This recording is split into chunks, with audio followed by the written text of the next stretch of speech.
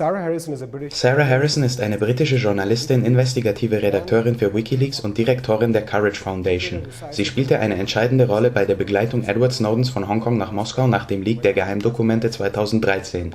Danke, dass Sie hier sind.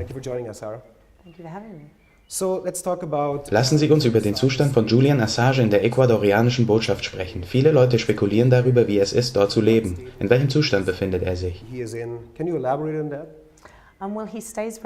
Er hält durch, konzentriert sich sehr auf seine Arbeit. Seine Persönlichkeit und seine Arbeitsethik halten ihn auf Trab.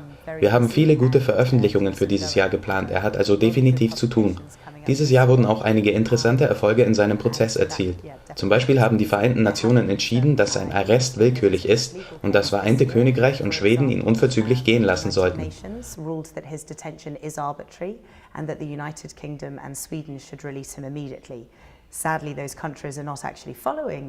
Bedauerlicherweise folgen diese Länder nicht dem Urteil der Vereinten Nationen, aber es ist trotzdem ein Schritt in die richtige Richtung seines Prozesses.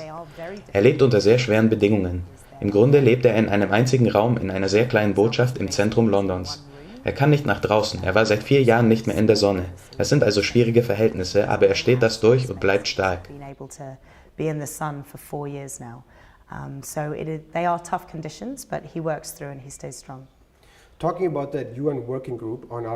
In Bezug auf die UN-Arbeitsgruppe für willkürliche Inhaftierung hat sie Philip Hammond, der britische Außenminister, zurückgewiesen und nannte sie, Zitat, lächerlich und ihr Rechtsverständnis mangelhaft. Können Sie sich dazu äußern und erklären, warum es eine so scharfe Reaktion gegen diesen Bericht gibt?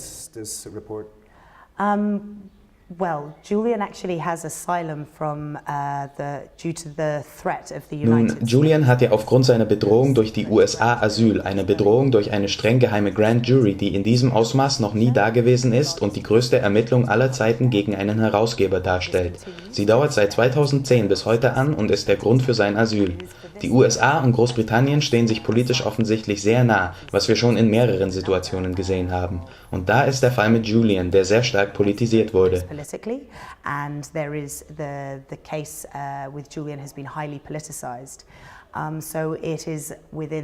Es ist also nachvollziehbar, dass es Großbritannien verärgert, dass die Vereinten Nationen versuchen sicherzustellen, dass sie in diesem Fall der Rechtsstaatlichkeit folgen.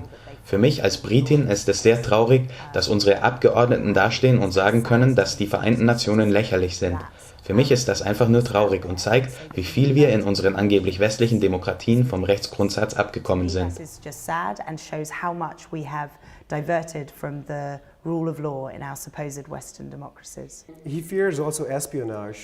Er fürchtet auch Spionage, was meiner Meinung nach eines der Themen ist, mit denen sich die Massenmedien nicht genug auseinandersetzen. Welche Fakten weisen darauf hin, dass es Ermittlungen gibt, um ihn aufgrund dieser Fälle auszuliefern?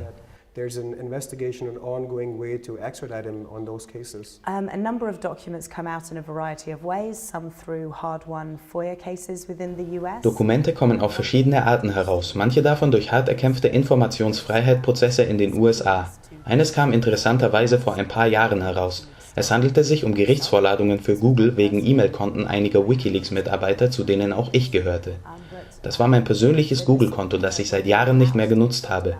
Als man uns über die Vorladung aufklärte, erhielten wir die Dokumente, in denen die strafrechtlichen Gründe zu finden waren, die von der US-Regierung zum Erhalt dieser Vorladungen angegeben werden mussten. Und ja, wie Sie sagen, zählten der Espionage Act, der Computer Fraud and Abuse Act, der Vorwurf der Verschwörung und einige andere zu diesen Gründen. Zusammengenommen ergeben diese Vorwürfe viele, viele Jahre Gefängnis und die Geschichte der USA zeigt am Beispiel von Chelsea Manning, die eine 35-jährige Haftstrafe bekommen hat und einer Behandlung unterzogen wurde, die an Folter grenzt, dass Julian dasselbe bevorstehen würde, wenn er in den USA landet.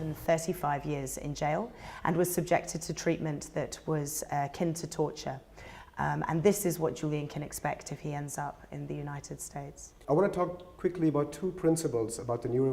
Ich möchte kurz über 2 Prinzipien der Nürnberger Charta sprechen, die wesentlich zur Entstehung des internationalen Rechts in Bezug auf Kriegsverbrechen beitrug.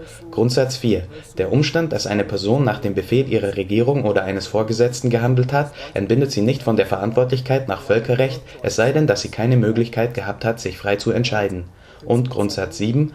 Die Mittäterschaft bei der Ausführung eines Verbrechens gegen den Frieden, eines Kriegsverbrechens oder eines Verbrechens gegen die Menschlichkeit, wie in Grundsatz 6 niedergelegt, ist ein Verbrechen nach Völkerrecht.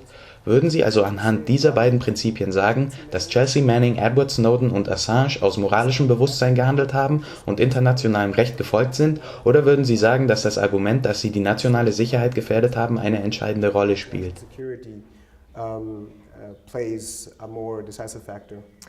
I think that the concept that there has been any effect to so-called national security is actually just a propaganda. Ich denke, dass das Konzept der Auswirkungen auf die nationale Sicherheit eigentlich nur zu Propagandazwecken genutzt wird, wodurch die Regierung den Menschen Angst einjagen will, damit sie denken, dass Whistleblower und die Veröffentlichung solcher Dokumente problematisch sind. Es war eine interessante Zeit, als wir 2010 die Kriegsprotokolle von Afghanistan und dem Irak veröffentlichten. Wir deckten die Kriegsverbrechen der US-Regierung und ihre Tötung von Hunderttausenden Menschen auf. Und doch haben sie es irgendwie geschafft, den Spieß umzudrehen und einen Propagandaangriff zu starten, der uns vorwirft, Blut an den Händen zu tragen. Dies versuchten sie verzweifelt vor Gericht zu beweisen, als es zum Manning-Prozess kam. Tatsächlich war sogar die US-Regierung nicht in der Lage, dieses Argument vor Gericht bestehen zu lassen.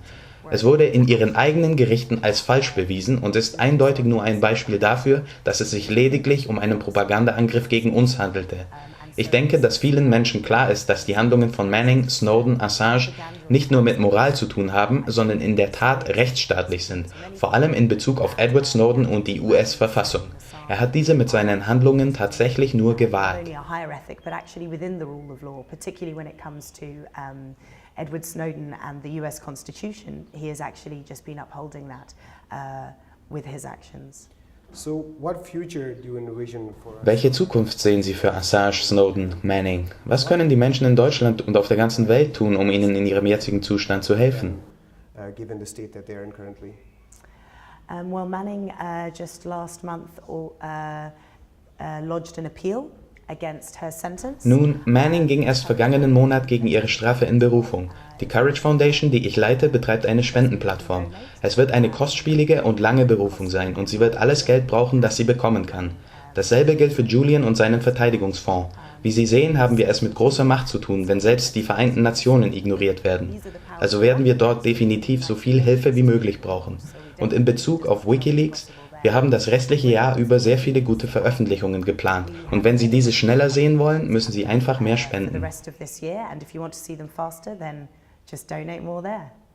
Sarah Harrison, Direktorin der Courage Foundation, danke, dass Sie bei uns waren.